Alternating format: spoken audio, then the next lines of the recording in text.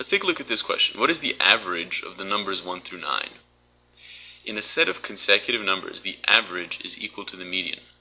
So the average of the numbers 1 through 9 would be the same as the median of the numbers 1 through 9, which is 5. And you can test this by writing 1 through 9 in order and then checking to see what the median is. You'll find that the median is 5. Therefore, the average is 5 because 1 through 9 are consecutive. Why is this the case? Well, suppose that we visually represent 1 through 9 using these circles. So 1 is 1 circle, 2 is 2 circles, and so on all the way until 9, which is 9 circles. What we can do is we can say, well, let's take a circle from 6 and put it to 4. Let's take 2 circles from 7 and give them to 3. Let's take 3 circles from 8 and give them to 2. And finally, let's take 4 circles from 9 and give them to 1.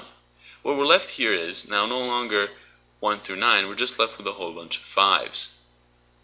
So if you have a whole bunch of 5s, if you have in this case 9 5s, in other words, the numbers 1 through 9 can be rearranged so that you have only 5s, which means that the average of the above numbers has to equal 5. If they're all 5, their average is 5. You can check that by multiplying 5 times 9 and then dividing by 9. That's going to equal 5. So the average here is 5, which shows that by creatively taking numbers from, taking amounts from one number and giving it to another number, we can shift around the numbers 1 through 9 till we're left with just 5s, which leaves us with an average of 5. So the median is equal to the average here. Let's take a look at this question. So set x consists of the first 19 odd numbers, while set y consists of the first 11 numbers, even numbers. How much greater is the arithmetic mean of set x than set y? So once again, we're dealing with averages, the average of set x and the average of set y. But keep in mind that set x and set y are sets of consecutive numbers. Set x consists of odd numbers, set y consists of even numbers. So all we have to do is write out set x. It doesn't take that long to list the first 19 odd numbers and find the median using our method. It turns out that 19 is the median. We do the same for set y. We write out the first 11 even numbers, we find the median, which in this case is 12.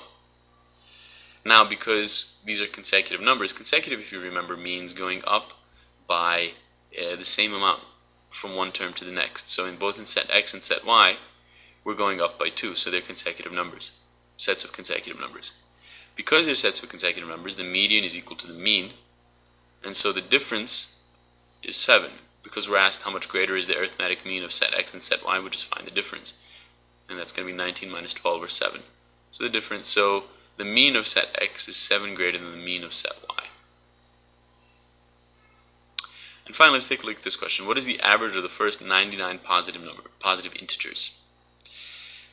So once again, because we're dealing with the first 99 positive integers, we're dealing with a set of consecutive numbers. So in order to find the average, we can find the median. It's a lot easier to find the median here than it is actually to add all the 99 positive integers and then divide by 99. So what do? Imagine we lay out all the numbers from 1 to 99 from left to right in increasing order. From 1 to 49, we have 49 numbers. Then keep track of 50, and then go from 51 to 99, we have another 49 numbers. Because we have 49 numbers to the left of 50 and 49 numbers to the right of 50, it turns out that 50 is our median. Therefore, because it's exactly in the middle, it's also the average.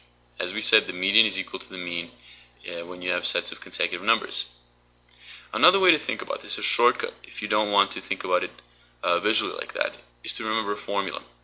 So we're asked, what is the average of the first 99 positive integers? For a set of consecutive numbers, the median is equal to the first number plus the last number divided by 2. In this case, the first number is 1, the last number is 99. When you add those up and divide by 2, you get 100 divided by 2, which is 50. Once again, as we saw before, 50 is the median. So there's two ways of finding the median when you have a set of consecutive numbers. You can either do it visually like we did in the previous example, or you can do it by this formula where you add the first and the last and divide by 2 to get the median. By getting the median, we also get the average because it's a set of consecutive numbers.